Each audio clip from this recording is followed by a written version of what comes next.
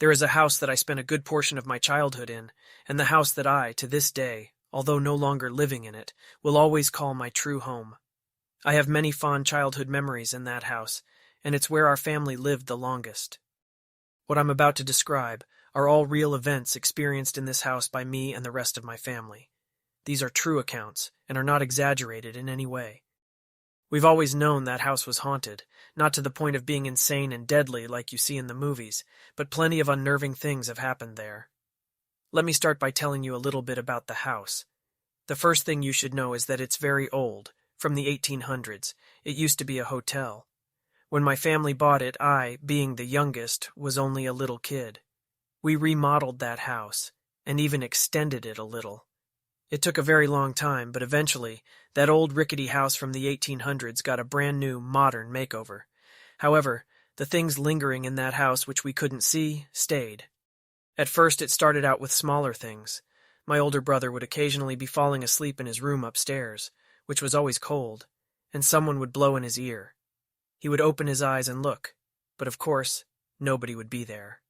We were told by a few different people that a cranky old woman used to live there, who would sit out rocking in her rocking chair on the balcony, which we removed, yelling at people who would walk by.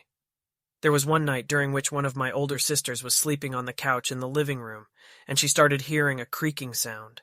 She described it as wood, creaking rhythmically, coming from the spot just outside one of the upstairs windows, which used to be a door, that led out to the balcony that no longer exists. One time when I was little, being all adventurous like I was, I took a digital camera up to the furnished attic at night, where it was quiet and pitch black. I made my way into the middle of the room, held up the camera and started snapping pictures. I could only see what I was taking pictures of when the camera would flash, and then afterwards when I looked at the taken picture on the digital screen. I eventually saw in one of the pictures I had taken while I was facing a wall, a small black spot in the middle of the screen. I took another picture, pointing the same way, and saw that the spot was still there, but had grown. To me, it looked like some sort of portal to nothingness, a small void of blackness in the room, something that sucked up the light of the flash and didn't reflect any back. As I took more and more pictures of it, it got bigger and bigger, until it was almost covering the entire camera lens, just blackness.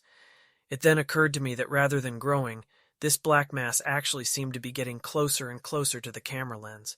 I don't remember anything past that point. I must have run downstairs. Things started getting more physical.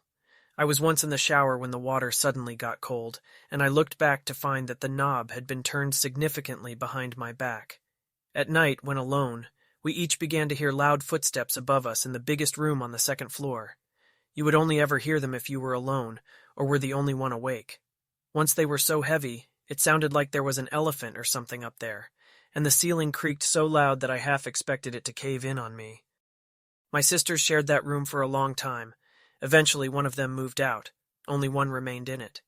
When she was walking around up there, you could hear her footsteps clearly. The only problem was, I would also hear those footsteps walking around when she wasn't home. Sometimes I was home alone. My mom was awakened one night when my friend was sleeping over, to loud footsteps running up and down the stairs.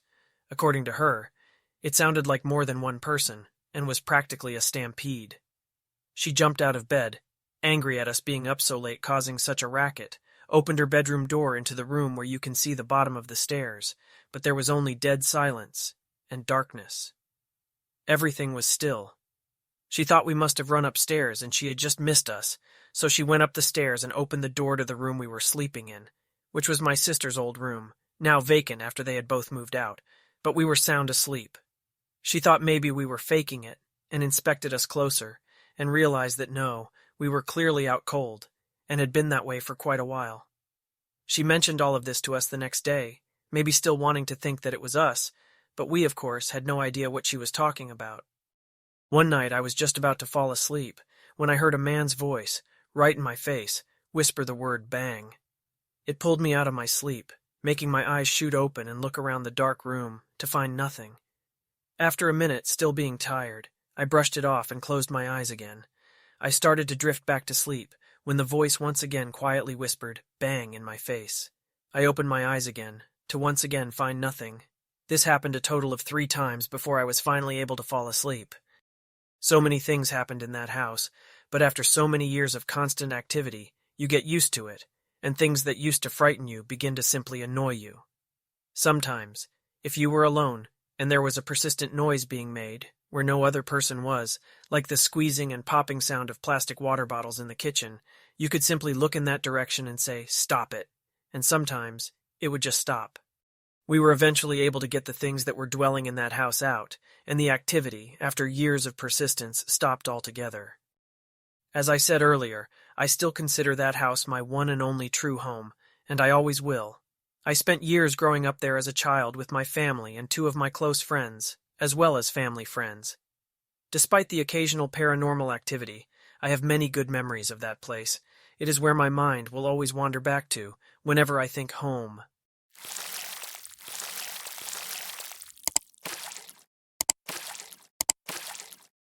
I've told this story many times, and without exception, it has provoked the same reaction: disbelief. No matter how difficult it is for people to process, and no matter how many conventional explanations have been offered, this did happen, and it's an experience I will never forget. It started with a friend of mine, Stuart, who had always been interested in the supernatural. I, on the other hand, had no more interest in it than the next person.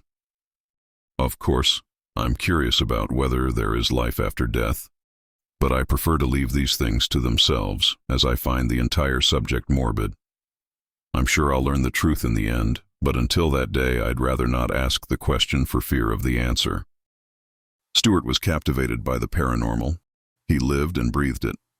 But our friendship had developed through another of his passions, film, and although he often asked me to go on one of his investigations, I always replied that I preferred such things to remain on the cinema screen and to stay there. We'd go for a few beers regularly at Farland's bar on the main street or catch a film at the local cinema with some mutual friends. Then, suddenly, I didn't see or hear from him for a couple of weeks, which was peculiar, but I assumed he was simply busy, and so I left it at that. It was 3:04 a.m. when he called. I was angry at first that he'd woken me, but when I heard the sound of his voice, anger quickly bled into concern. Stuart was always such an upbeat guy, but that night his voice sounded distant, and there was a new uncertainty I had never sensed before, which quivered underneath each word, unsettling me. "I need you to come and get me," he said in a low whisper. "What's wrong? Where are you?" I asked. "I can't talk for long. Just come to the old botanical gardens at the edge of town." His breath became increasingly labored and agitated as he spoke. "Stuart, if you're in trouble, please call the police." "No!" he exclaimed in a unique mix of whisper and shout. "I'm not meant to be here. They'll arrest me. Just come to the botanical gardens and send me a text when you're waiting outside. I have to go." And with that, he hung up. 10 minutes later, I was in my car and driving to the edge of Windarm Town.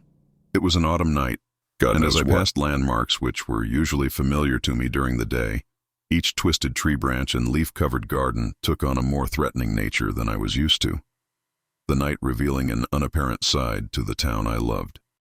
It seemed strange to me that Stuart would be in the botanical gardens at night. He quite regularly went away on nocturnal investigations of abandoned hospitals and other supposedly haunted locations, but that place didn't seem like an obvious choice for such things. I pulled up in front of a large metal fence. It had been erected years previous, encircling what was left of the botanical gardens and its grounds, no doubt to dissuade new generations of rock throwers. On its gate hung a mud-smeared sign displaying the words, "No trespassing," in no uncertain terms. Stuart obviously hadn't bothered with the warning, no doubt more interested on catching a glimpse of something otherworldly inside. I left the engine running, as it was a little cold out, but just as I unlocked my phone, I received a text message. "Kill your lights." And so I did. Then another message quickly followed. "Don't call me, whatever you do." I began to develop the distinct impression that Stuart and I were not the only ones present out there in the night. A nervousness crept into my breath, and as I sat there looking into the darkness of the gardens, partially obscured by a web of fencing, I felt as though something was staring back. For a moment I was unsure how to proceed, but was then startled by another text message, and frightened by the thought that Stuart was in there somewhere and about to be grabbed by a burly security guard, a local gang, or worse, so I adhered to his instructions. Follow my light and get me the hell out of here. And there it was, Stuart's torch flickering for a brief moment before being engulfed by the darkness once more. I opened the car door, the night uncomfortably cold as it washed over me. Just 30 minutes earlier I had been cozy, sleeping in my bed, and now this, climbing over a fence and walking into the darkness. The fence rattled as I pulled myself up, and as I reached the top I looked across the pitch night and seriously reconsidered going any further. Then Stuart's torchlight flashed again, and I knew I couldn't leave him, possibly injured or trapped, with the chilled October air threatening worse. I jumped down from the fence as quietly as I could, my feet muffled by the whispering grass below. The ground was wet, and the unattended grass and bushes which surrounded the main building made progress difficult. The light flashed again, 3 times in fact, before Stuart turned it off once more. I was sure now that he was growing more agitated, and so I continued in the direction of the once glass building to reach my friend as quickly as possible. But my footsteps were uncertain, and my eyes struggled to pierce the dark. I took out my phone and used the LED light on its back to see where I was going. As I walked towards the large shadowed outline of the garden building, I grew increasingly apprehensive. There were only 3 possible reasons why Stuart turned on his torch intermittently. One was that it had broken somehow. Perhaps he could only get it to flicker into life every few minutes. Another explanation would be that the battery was low. Perhaps he was lost and switched it off to conserve what little juice it had left. The last explanation was a less appealing one. I switched off my light at thought of it. Perhaps he didn't want to draw too much attention to his location. Maybe he was frightened that someone else would find him first. The darkness stood before me, a wall of black which blanketed all. It was hopeless. I was going to have to switch the light on to see where I was going. I remembered when I was 14 and had nearly fallen down an old drainage shaft when I was camping at night with friends. I always shuddered thinking about that, about how bad that fall could have been. I needed to see where I was going. If a security guard came and found me, then that was a better outcome than falling into the darkness somewhere, unseen. And yet, the thought of a night guard seemed far-fetched. The old building had been derelict for years, and it seemed unlikely that the town would waste money on wages for someone to patrol the area at night. Finally, I reached the building, its base made of red brick which had held up surprisingly well for all its years of neglect. The same could not be said of the frame. Large metal struts reached up to the sky, forming a huge domed roof. I could see pieces of the frame lying on the floor, and in the dim light from my phone I thought I saw strands of it hanging from the roof, just waiting to break off and impale any unwelcome trespassers. I cringed at the thought of my friend lying somewhere inside, perhaps impaled or trapped by falling metal and masonry. Stuart's light flickered again, and then disappeared. It was indeed coming from inside. And as I ducked under and then through one of the countless empty metal frames, I realized that he was somewhere in the middle of the building. Despite having no solid walls, there was an echo of sorts to the place, subtle, my footsteps ricocheting gently off the concrete floor and then filtering out into the bleakness of the night. That was when I first noticed it, the cold. Sure, it was always cold in October, but as I slowly proceeded, shards of broken glass cracking occasionally under my weight, a chill in the air grew more pronounced. It bit at my exposed face, and I was convinced that if I looked in a mirror, my nose would have been bright red. "There! Stuart's light!" It was closer now, and for the first time I saw the light reflect upwards for a moment and illuminate Stuart's outline. As I drew nearer, the night closed in, and the cold was now becoming almost unbearable. My hands ached from the bones outward, and the air froze my insides with each breath. I was now only a few meters away from the center of that old glassless dome and my friend. Then light flickered again, but it seemed obscured somehow, as if Stuart had turned his back on me, the light from his torch bathing him in illumination for only the briefest of seconds. "Stuart, it's Mike. Are you okay?" I said softly. "Yes, let's get the hell out of here," he replied nervously. Then a new noise joined us. Just as I opened my mouth to whisper across to Stuart and ask him if he was hurt, the sound of broken glass breaking under weight echoed from behind. It came from somewhere behind us and was subtle at first, but there was no doubt. I could hear movement. Yes, footsteps more pronounced. They were moving towards us. Then, they stopped. All I could hear was my heart thumping, the adrenaline of apprehension coursing through my veins. Quickly, I switched off the light from my phone, hoping to obscure our location. "Someone else is here," I said. I know, Whispered Stuart. they've been wandering around me for hours. Then the footsteps moved again, this time circling, prowling under cover of night. I knew then why Stuart had called me. Someone was taunting him. They had been in that broken glass dome all along, terrifying my friend and me in the process. No doubt he had been terrified, but now there were two of us, and whoever was circling, they were surely but one. I decided we would act, pick a direction and stick to it. I moved close to my friend and whispered, Follow me. Sure. That word still haunts me. The light from Stuart's torch came on once more. But you see, it wasn't a torch. And whoever I was standing right in front of was not my friend Stuart.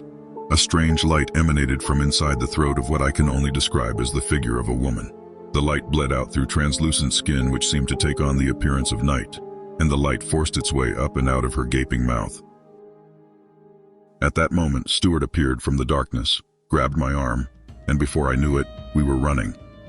Our feet scrambled over broken glass, pummeling it further into smaller shards. I looked over my shoulder, and the horrid figure, light source and all, was chasing us.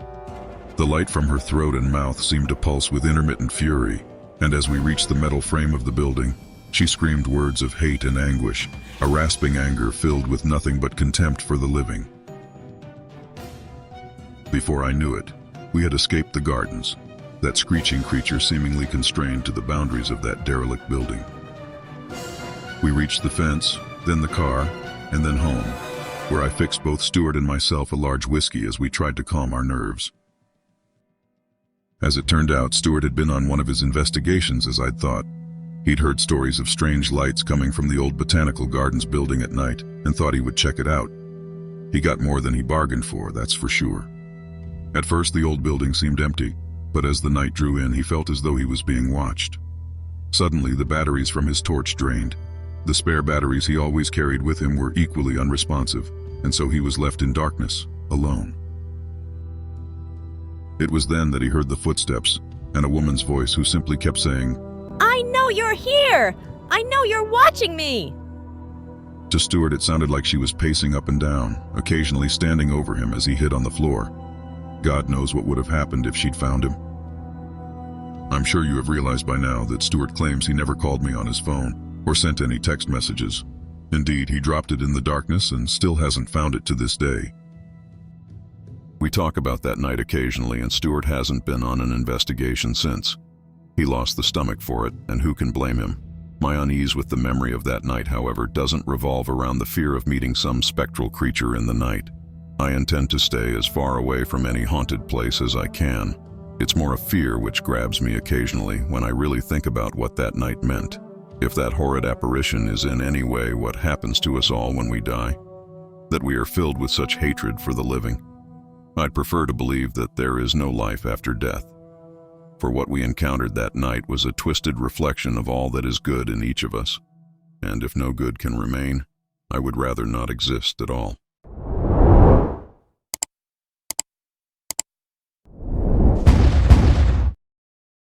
An unexplained phenomenon is a staple in human culture. Strange goings-on, paranormal in nature, are prominent in our lives, in one form or another. You may not think about them all that often, but there's always a piece in the news or a crazy story from a friend or passerby that makes you recall such strangeness. No matter how many times you forget about the subject, there will always be a moment that drags the notion back to the surface of your memory. For several years, I had forgotten all about the monster living in my mom's pantry. I had forgotten all about it. That is, until now. I was 10 years old when I first became aware of the monster's presence. It was a normal evening at home. My mother and I awaited my father's arrival, and I helped her out with dinner preparations. I look back on these memories fondly. I loved cooking with my mom and was overjoyed whenever my father came home from work. I had what some would consider a picture-perfect childhood, save for one peculiarity. The thing that resided in the pantry would audibly reveal itself that very night. While cutting up vegetables for my mom's famous beef barley soup, I heard a scratching at the pantry door. Startled, I jumped, nearly cutting off one of my fingers in the process. My mom looked over at the pantry and then to me with a concerned smile. I looked to her for answers, utterly baffled by the noise. There it goes again, scratching at the pantry door. "What is it, Mom?" I asked. "I'm not too sure, sweetie, but it's been here ever since we moved in. Sometimes it scratches at the door, other times it will knock food off the pantry shelves. Some nights, it doesn't make a sound at all." There was no comfort derived from her explanation. I was still frightened, and my mother noticed this. "It's nothing to be scared of, honey." "Is it something bad?" I asked. "No, of course not." Just then the scratching recommenced. I jumped a second time. My mother then walked over to the pantry door. "Here, look." She opened it up as the scratching continued. Once the door was completely ajar, the sound ceased. "See, sweetie, there's nothing to be worried about." Despite my mother's comforting words, my 10-year-old heart couldn't help but race with fear. In the coming years, I continued to help her cook, but I never once set foot back in that pantry, convinced that the thing living in there was a monster, out to get me. This fear was kept alive by the scratching that would interrupt otherwise happy moments. I ignored it the best I could, but sometimes I would have to leave the kitchen. Eventually, the sound stopped altogether. It's now been many years since then, and both of my parents have passed away. In their wills, I was left everything, including my childhood home. It took me a while to come to terms with their deaths and move back in, but I eventually accepted the situation and embraced the living space where I grew up. It was the little memories sprinkled throughout the house that helped me cope. Sometimes I would walk into the living room and see my dad sitting in his chair, smoking a cigar and watching his favorite sitcom. At other points I would see my mother in the kitchen, making us dinner. These corporeal fragments of a time long since past kept me going. After a while, the house felt like home again, until one day. I had just arrived home from work when it happened. I sat down on my dad's favorite chair and flipped on the TV to unwind. Something crossed my mind. Minus the tobacco, I had actually become my father. This thought put a bit of a smile on my face as I reclined the chair to relax. Relaxation never came, though, as an all-too-familiar scratching sound emanated from the nearby pantry. My smile quickly vanished. I jumped up and ran to the kitchen to investigate. The scratching continued and increased in volume. I stared at the door, hoping an answer would jump out at me, but also hoping whatever was inside wouldn't do the same. Without many options at my disposal, I was forced to open it. Much to my anticipation, the noise ceased, and I found nothing behind the door but some empty shelves and an old broom. This was the same thing that happened when my mother opened the door many years ago. I was no longer a frightened child, but the sound's return was still unnerving. At least it was at first. After a while, it became nothing more than a bothersome fixture in my otherwise normal days. Whenever I came home from work, woke up in the middle of the night, or sat down to watch television, that terrible scratching would invade my ear space, not stopping until I opened that damned pantry door. This routine continued for over a year. One night, however, everything changed. I had just gotten home from a long day of work and flung myself into the comfort of my bedsheets. I wanted more than anything to drift off into a peaceful slumber, hoping the day's troubles would melt away in the form of happy dreams and restful sleep. Unfortunately for me, the moment my head hit the pillow, the scratching started up once more. I groaned in anger, not wanting to leave my bed for anything, much less that damn noise. Because of this, I made the mistake of not getting up right away. I hit my internal snooze button and allowed myself to drift off for a few moments. When I came to, something was amiss. I didn't notice it at first, but the unsettling silence made way for a startling revelation. The scratching had stopped. How strange. It's never stopped on its own before. Perplexed, I jumped out of bed and ventured downstairs to investigate. What I saw upon entering the kitchen alarmed me. The pantry door was wide open. That can't be. It was definitely closed when I got home earlier. Turning the light on only revealed the usual empty shelves. It wasn't until my hand met the wood of the door that I noticed something unusual. Embedded in the hard oak were deep gashes, claw marks that covered the entire bottom half of the door. Those weren't there before. What the hell is going on? My childhood was beginning to catch up with me. Memories of the pantry came bursting through the floodgates, the scratches, the nightmares, the fear. But I wasn't a child this time, and I wasn't going to let a little superstition get the better of me. It was just a raccoon or a large rat, that's all. At least, that's what I told myself. I scoured the house for nearly an hour, ignoring my fast-beating heart the whole time. Whatever escaped from the pantry was nowhere to be found. As I stepped back into the kitchen to close the door and call it a night, something stopped me in my tracks. A shadowy figure raced across my field of vision and into the pantry. Crack! The pantry door shut on its own, shaking the walls around it. A bone-chilling vibration reverberated throughout the entire house in an instant, and was then followed by an eerily dead silence. My heart sank to my bowels. I was officially rattled. Running on pure instinct, I grabbed the heaviest things I could find and piled them in front of the door, including my dad's old chair. Once satisfied with my blockade, I raced upstairs, locked my bedroom door, and jumped underneath the sheets. I was a kid again, scared shitless of the monster living in my mom's pantry. After the fear and adrenaline tapered off, I managed to get a little bit of rest. My late-night adventure had come to an end. I woke up the next morning in denial, a defense mechanism of a mind bruised by fear. Pretending nothing happened the previous night, I went about my morning routine as normal. After breakfast, I was able to walk right past the pile of crap in front of the pantry without flinching. I even ignored the scratch marks on my front door as I left for work. Everything was fine. There was no monster. No supernatural entity taking over my home. That was absurd. It was just a raccoon. A very large raccoon. The lies only lasted for so long. Driving away, the terror set back in, sending me into a desperate frenzy of distress and unease. Though distracted by my strange predicament, I managed to make it to work in one piece. Work brought me no solace. All I could think about was what awaited me at home. I was on edge, and my boss noticed this. He asked if I needed to leave early and get some rest. I practically shouted the word no at him, begging him to let me stay. I wanted to be away from that house for as long as I could. Though confused by my unorthodox behavior, my boss obliged. I might have been able to stay at work, but I had to clock out eventually. The day went by far too quickly, and before I knew it, I was back home, sitting in my driveway, dreading the thought of opening the front door. Because of this, I sat in my car for a while, attempting to come up with a plan of action. What do I do? Who can I tell? Where will I stay? The question swirled around my tired mind until I shut my eyes and took a deep breath to relax. The weariness caught up with me in this moment, causing me to drift off into a stress-induced coma of sorts. I woke up a few hours later to the terrifying sight of scratch marks on my driver's side window. That was the last straw. That's it, I proclaimed out loud. I wasn't going to let this thing control my life, and I certainly wasn't going to let it drive me out of my own home. This is where I grew up, where I spent my childhood with my mother and father. They were still with me, the recollections scattered throughout the house, reminding me of who they were and the impact they've had on my life. No amount of scratching was going to tear through the memories I had of them. Fed up, I got out of my car, walked up to the house, and swung the front door open. I was greeted with the sound of scratching, but this time it was louder than it had ever been before. As I stormed over to the kitchen, the noise morphed into a thunderous banging at the pantry door, causing the stuff I piled in front of it to move a bit. Whatever was inside really wanted to get out this time.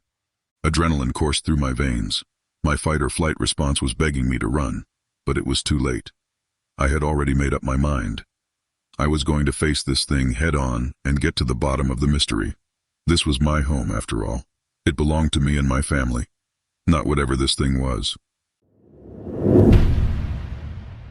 In removing the stack of furniture, the banging continued and grew louder. The kitchen cabinets around me swung open. Various pots and pans fell off the shelves. An earthquake of supernatural proportions filled my home, but I didn't allow it to rattle me. I knew what I had to do. After a moment of mental preparation, I opened the pantry door. There, sitting behind the door, was a dog. It sat there and looked up at me in confusion. I did the same to it. After giving me a once-over, it walked over to me and nuzzled up against my leg. I instinctively reached down and pet it, as I would any dog, but this wasn't any dog. After a few minutes of getting to know each other, it walked back into the pantry and vanished before my very eyes. It was a ghost. My fear completely dissipated after that day. I now come home to the sound of scratching and smile. I no longer open the pantry door in fear, but instead to let my new friend out. He walks around the house, exploring, just like a normal dog would. He even sits down and watches TV with me from time to time. He is a bit shy, though, vanishing whenever I have company over. Still, he is a good dog. A very good dog. I assume he belonged to one of the many owners of the house, seeing as it had been built long before my parents moved in. I guess he just couldn't let the place go. Neither could I. A few weeks of bonding later, and I realized that I didn't have anything to call him by. I walked over to the little guy and pet him on the back of his neck. That was his favorite spot. I thought about it for a moment and then came up with the perfect name. I will call you Monster.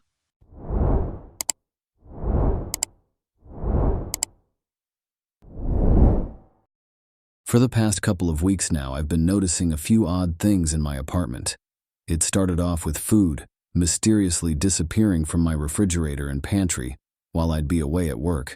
I didn't think much of it at the time, since every now and then I'd lose track of my daily eating habits due to my busy schedule, so I simply brushed it off. Eventually, it didn't stop there.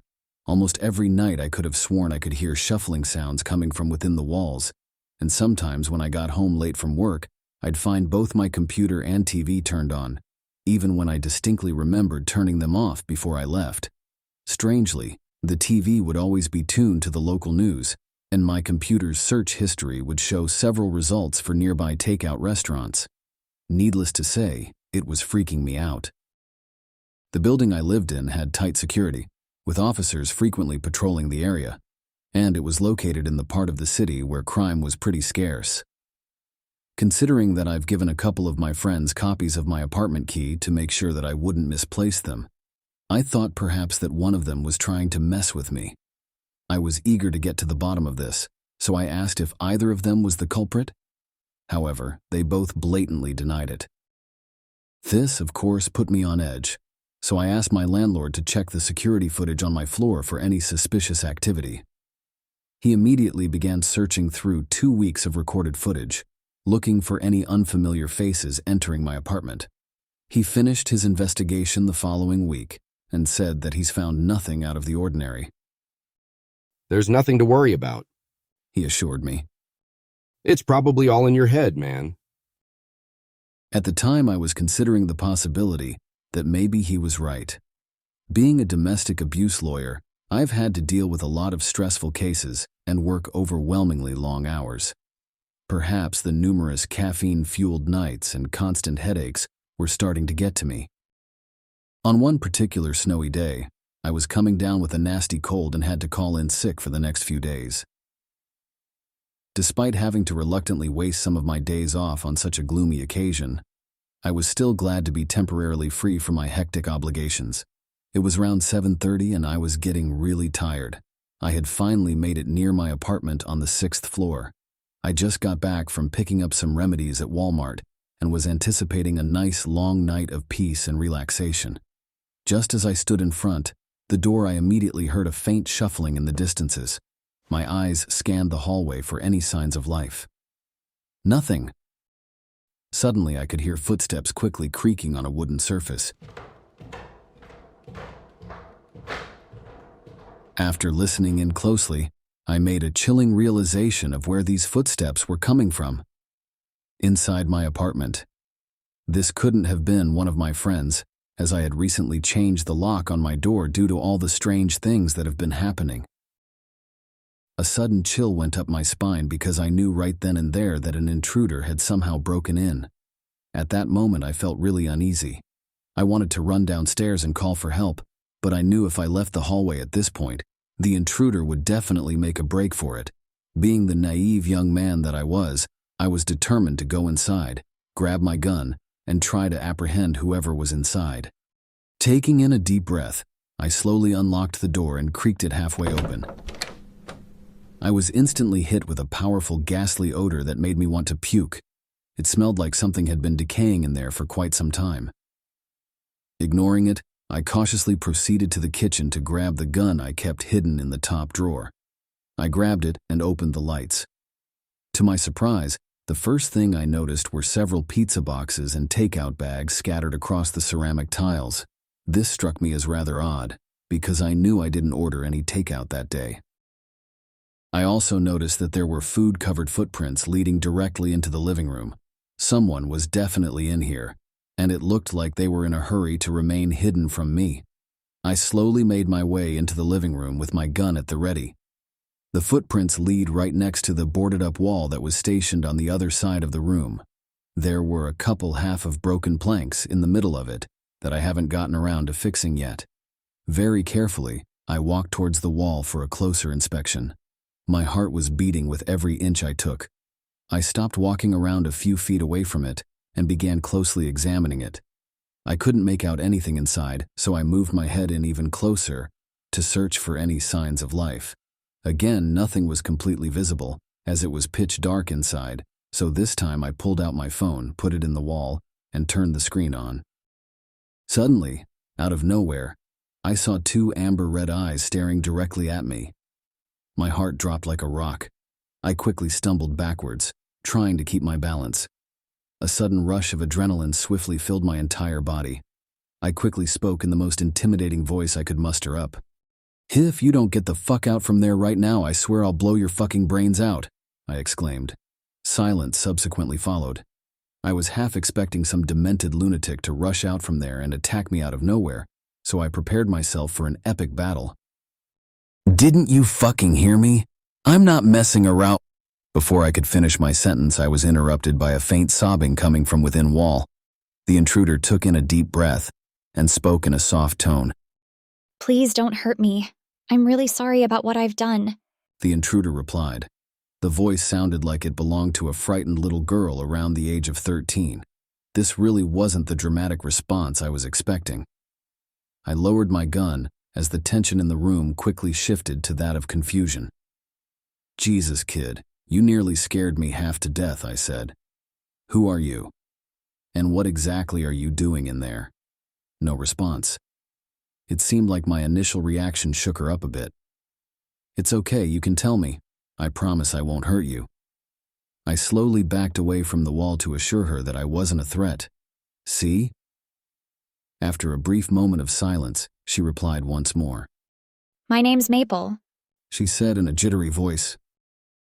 "I didn't mean to cause trouble. I only wanted to get away from my mean parents." "Maple?" I paused for a minute, trying to recollect where I've heard that name before. Then it hit me. Maple was the little girl that went missing in the area several weeks ago. The media reported that she allegedly ran away from home after her parents had physically abused her last Christmas. She must have slipped into my apartment when I forgot to lock the door that day. At that moment, I felt genuinely sympathetic, mostly because I've dealt with quite a few runaways in my line of work. Poor thing must have been scared to death. I guess when I ran out of food, she decided to break into my neighbor's apartment and help herself to their leftovers. She probably dropped all of it on the floor and made a break for it once she heard me come up to the door. I remembered at this point that there was a police car parked right outside of the building. I figured that I should first try to comfort her before calling the cops over. "It's okay, sweetie. Everything's going to be all right," I assured her. "Just please come out so I can make sure you're okay." She suddenly stopped sobbing and became quiet. Dead silence filled the room as I anxiously awaited a response. She was almost starting to freak me out. After about a minute passed, she finally said something. "Okay, but could you first put the gun on the floor and come closer? I need help getting out." Her voice sounded slightly deeper this time. The sudden shift in tension kind of threw me off at first. I wanted to comply with her demands, but I had this strange, eerie feeling deep inside that something was off. At the time, I couldn't make out what it was, though. Giving in to my paranoia, I thought it was best if I just left her there while I went to go get help. "Oh, actually, just wait here, Maple. I'll be back soon with a—" "Wait, don't go." She interrupted in a surprisingly loud and desperate plea. The sudden outburst made my whole body flinch. "You can't leave me here. My ankle, it hurts really badly. I think I twisted it when I slipped on the floor. I don't think I can get out on my own. You have to get me out of here right now. This place is really creeping me out." I hesitated for a moment. Believe me, I wanted nothing more than to help her out, but there was something about her tone that made me feel like she wasn't completely telling the truth. My intuition's usually pretty good at judging whether or not someone was lying, so I was inclined to follow my gut feeling. "I'll only be a couple minutes. Hang in there, kiddo, I promise I won't be long." I quickly ran out my apartment before she could say another word. After a brief elevator ride down, I sped across the hall, out the spinning doors, and into the freezing weather. To my relief, I found a slightly chubby officer talking to his slim partner right across the street from me.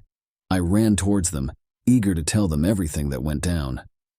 Before I could make it halfway there, however, I froze. My heart sank as I remembered something that will forever send a chill down my spine. I couldn't believe I didn't realize this until now. That couldn't have been the same missing girl, because last night she was found murdered a couple blocks away. Her lifeless body was discovered stuffed inside the wall of a vacant apartment. It was all over the news this morning. Struck in awe, I was left nervously wondering who the hell was hiding in my walls this entire time. I wasted no time as I rushed to the police and frantically told them everything like a nervous wreck. And at first they thought it all sounded a bit sketchy, but after I persisted for a few minutes, they were finally persuaded to follow me and take a look. Without catching my breath, I ran back to my apartment with the officers following closely behind. When we made it to my living room, I showed them where the intruder was hiding. The chubby officer told me to step back, as they both drew out their guns and pointed them at the wall. "This is the police! I want you to get out from there right this instant and put your hands on the ground!" The officer's demands were met with silence. "You have 5 seconds to comply, or else I'm dragging you out." Still nothing. The slim officer nodded, cueing his partner to go in. His partner pulled out a flashlight and slowly walked towards the wall with his gun still drawn out. I anxiously watched as he made his way to the wall and put his head inside. He began thoroughly searching both sides. "Did you find anything?" The slim officer asked. "Nope, it's all clear," he replied. "But I can tell someone's been hiding in..." Before he could finish his sentence, he paused. He puts his head in deeper for a closer inspection. "Hold up, I think I see something." Judging by the surprise in his voice, I had a feeling that he was about to discover something really disturbing. I could feel it in my bones. "What is it?" His partner called out. The chubby officer took his head out of the wall and looked at his partner with a shocked expression. I think I can see a couple of bodies inside." Those words made my entire world turn upside down. I almost couldn't believe what I was hearing. "Are you sure about that?" The slim officer asked. Yeah, I'm sure of it. My God, I've never seen anything like this in my entire life. These bodies, they look so mutilated. Just what the hell happened in here?" The unsettling thought that I had just stood feet away from human corpses made my stomach turn. The powerful stench of decaying flesh made me want to puke my guts out. I knew right then and there that whoever had been hiding in my walls this whole time was definitely not a little girl. "Help me break down this wall. One of them could still be alive." The slim officer put his gun back in his holster and walked towards the wall. I watched from about 15 feet away as they both started breaking down the old planks one by one. They quickly teared off 3 rows of them with ease, while blood started pouring out in excessive amounts. Suddenly, out of nowhere, several lifeless, dismembered bodies fell right off the wall and onto the floor. My eyes grew wide with shock. Most of their flesh looked like it was violently bitten off, and their mutilated faces were completely unrecognizable. The disturbing thought of the immense pain these victims must have suffered through was simply too much to take in. Upon taking a closer look at the type of clothes they had on, I made a chilling realization of who they were. They were all food deliverers from several nearby restaurants. I could barely make out the restaurant logos on their violently shredded and blood-soaked shirts. I wanted to look away from the gruesome sight, but there was something above the bodies that had caught my eye. It looked like there was something written in blood on the inside of the wall. At first, I couldn't make out what it said through the darkness of the room, so I slowly walked closer to read it more clearly. My entire body shook to its very core the instant I realized what it said. You're lucky you didn't do what I asked.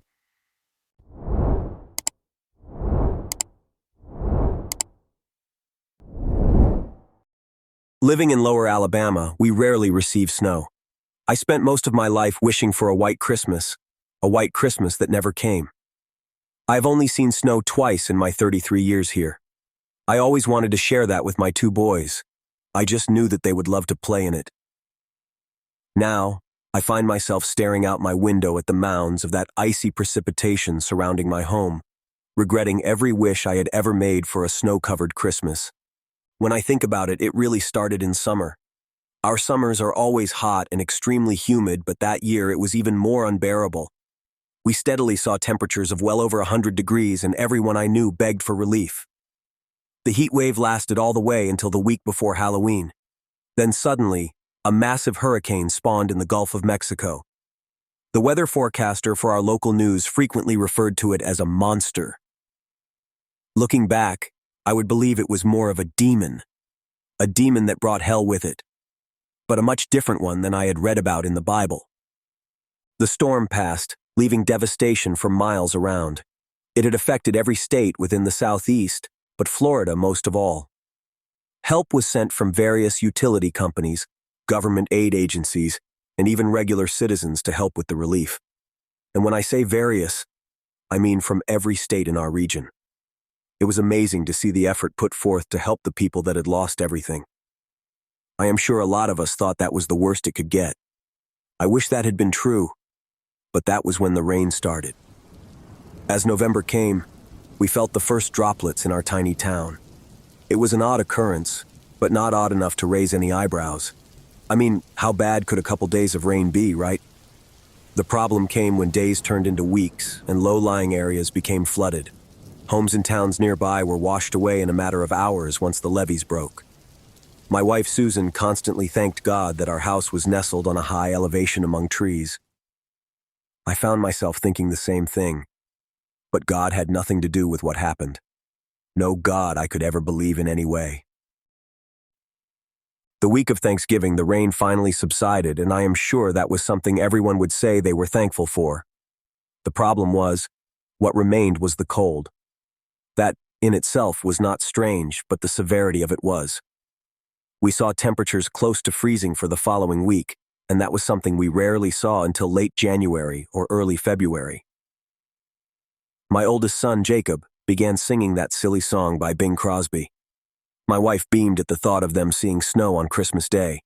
The foolish child in me felt the same. "The boys will finally get to see snow, Paul," Susan squealed. "I know, I can't wait to see Tommy waddling in it," I responded. Those words ring in my head even now. I have to fight back tears when I think of just how stupid I had been. We were so preoccupied with setting up decorations and buying presents that we were oblivious to what was happening all around us. The snow actually started falling the first week of December. It was up several inches within the first day. It was amazing to see at first, but when it kept coming, some people became worried. If you have never been in the South when it snows, you probably would not understand. You see, we are not prepared for that kind of weather. Everything shuts down. People stay home and rarely go out driving. I know it sounds ridiculous to anyone else, but that is what happens. It just kept coming. My wife and I had let the boys play in the fresh powder originally, but when it had gotten so high that I could barely walk in it freely, we decided it was best to keep them indoors. Hardware stores had started bringing in snow shovels to help clear paths, something that you rarely found in our town. I bought one of the last ones on the shelf, as people scrambled to manage the icy foreign invader. The situation seemed to become worse, as small flurries became near blizzards. My wife stayed glued to the news and weather broadcasts. It appeared the northern states had almost been buried in the frigid powder.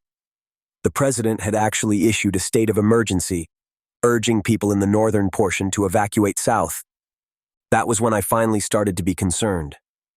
These people had been told to come south, but our situation was hardly any better. The weatherman stopped trying to be accurate. His predictions of an end to the madness never came. The temperatures continued to drop, and it was not long before we saw them go from 0 to negative digits. It was unheard of in my state for it to be that cold, and people were getting afraid. Plumbing fixtures began to burst from frozen pipes, and people were left without water until they could thaw.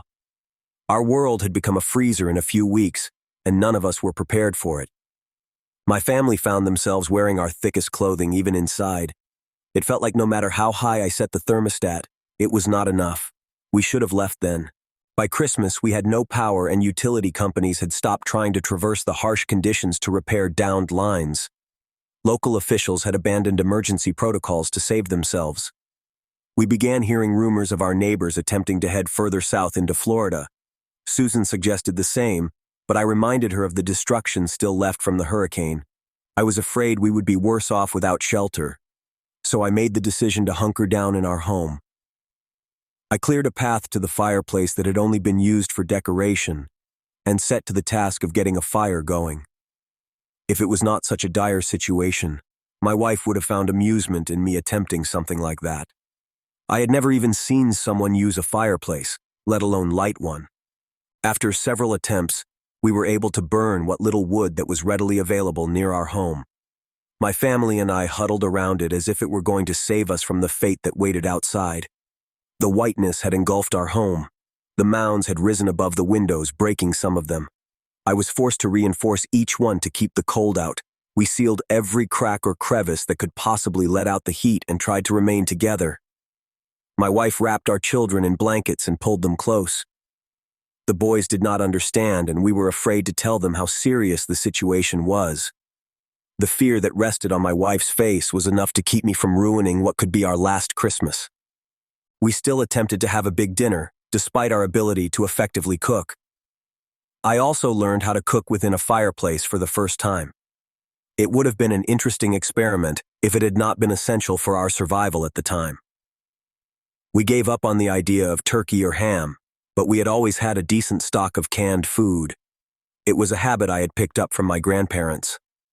I often wondered how they were faring during all of this, but I had my immediate family to worry about. Our world had been plunged into an endless sea of white. I even had nightmares of the stuff that Christmas Eve. My children normally woke me early on Christmas morning, but when my eyes fluttered open, I assumed it was still night. The house was so dark that I could barely see my wife lying next to me. I slowly rose from my bed, still completely clothed, and nudged Susan awake. The house had become far colder than it should have been, and I immediately headed for the fireplace. The fire had gone out at some point, so I ran for the back door, pulling on my boots. My aim was to gather more wood to get the fire going again, but as soon as the door cracked open, I was pelted with a mixture of snow and ice. It stung my face and I cursed at the door while trying to shut it again. Our home had been buried in the vicious powder, and I finally understood why no light permeated the windows. My watch read 9 o'clock, but it felt much earlier. Susan stumbled into the living room asking what I was doing. I told her what time it was, and confusion filled her eyes. She went for the window and was greeted with what I already knew. I do not remember ever seeing her quite so afraid, and the feeling was mutual. I buried my emotions down, though, knowing I had to be strong for my family. I told her to go check on the kids while I tried to get the fire going again. She disappeared down the hall, and I made my way to the dining room. The table and chairs had been passed down through my family for generations, but I knew it would have to be sacrificed. I set to dismantling the wooden chairs first, but was stopped by the sound of my wife's scream. I rushed through the hall, listening to the awful sound echo in my ears. I could feel tears forming in my eyes, but I pushed them back as I rounded the corner. She was grasping the doorframe of our children's room. We had put them together so that Jacob could help keep an eye on Tommy. I could see her body shaking as she stared into the room. Tears rolled over her cheeks as I turned to see inside. The window of their room had given to the weight of our captor, despite my attempt at strengthening it. Snow had buried the boys in the night, and that was when I noticed the flakes of white all over my wife's hands. Susan had attempted to uncover them, and I could see the pale blue skin of their faces, huddled together in Jacob's bed. It would have been a sweet scene if it were not for their skin tone, something Susan would have taken a picture of, but this was not that scene. I pulled Susan away as I tried to hold back the sick feeling in my stomach. I felt as though I could release what little Christmas dinner I had in me on the floor at any moment. Soon her sobs subsided, but when I looked into her eyes, she simply looked numb. I had never seen her this way, and I tried to break her from this trance she seemed to be in, but she said nothing. Her eyes would not even turn my direction when I spoke. Something had broken inside Susan that morning, and I do not blame her. I sat her next to the fireplace and wrapped her in a blanket while I returned to the dining room. The polished wood did not want to burn, but I was determined to give us warmth. So I did not stop until we had fire. I made it a point to ask Susan to stay by the fire while I returned to the boys' room. I could not leave them that way, but when I reached the door, I found myself pausing just outside. I felt the warm and salty specks across my cheeks before I even saw them.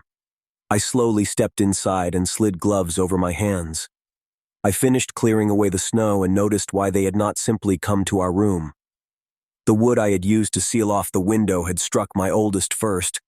It left a gash near his temple that would have knocked a grown man unconscious.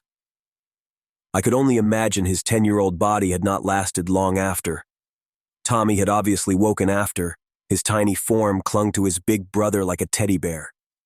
I internally cursed myself for not putting them to bed with us that night, but I knew it was too late for that kind of thinking. I removed their bodies and wrapped them in blankets before placing them in the guest room. I took one final look at their tiny bedroom, a place that had held so much joy previously. I imagined the two of them playing and sometimes bickering. My lips tried to curl upward, but they could not. My eyes drooped to the floor as I turned away and shut the door. I have not returned to that room since, and I doubt I will. I just returned to the living room in hopes of comforting Susan, but when I got there, the blanket was all that remained by the fire. A quick search of the house revealed that the back door had been opened, and a tunnel had formed in the frigid wall on the other side, leaving the floor inside covered in snow. I tried to follow Susan's footsteps, but eventually, they disappeared behind a solid wall of that cursed white. I could only imagine her frantically digging through it, and the sound of what was above coming down upon her body. I tried to dig into it myself in search of her body, but the layer that remained was frozen solid. It was like digging my hands into cement, and I knew that Susan could not have survived it, even if my mind did not want to believe it at the time. I found myself picking at it with tools anyway, feeling as though I had nothing left to do. I do not know how much I cried while working at that pointless task, but I do know it started to freeze to my cheeks. I did not stop until my arms could not lift again, and that is when I sat among the snow and stared at what my world had become. I lost track of how long I sat there or when I decided to come back to the fire. I do remember when I started burning the Christmas gifts and how hard a choice that had been. I opened each one slowly and savored the idea of the children playing with it for the first time. I could even see Susan standing over them with her camera in hand. She would be giving her biggest smile and snapping away to save each memory. She loved taking pictures, but what I had to do did not need to be captured on any sort of film. I started to feel the numbness that night, that same numbness that overtook Susan earlier that day. It was as cold as the snow that surrounded me, and all I could think was this had been my fault. I should have escaped with my family when I still had the chance. I do not know if it was pride, ignorance, or both, but the guilt was too much. It consumed me and took away everything this holiday was supposed to be about. I started writing this in hopes that someone reads it. I do not know what has happened to the rest of the world, only what has happened to me. I do not know how long I can survive here. My food is running low and I have run out of things to burn. I cannot even say for certain how long I have been here since my watch has stopped turning and I still cannot see the sun. I think I will try to dig myself out tomorrow, and if you do find this, know I did not simply give up. I just wish I had done this sooner. I'm so sorry, Susan, Jacob, and Tommy. You deserved better than this. I hope you can forgive me. Sincerely, Paul Richardson,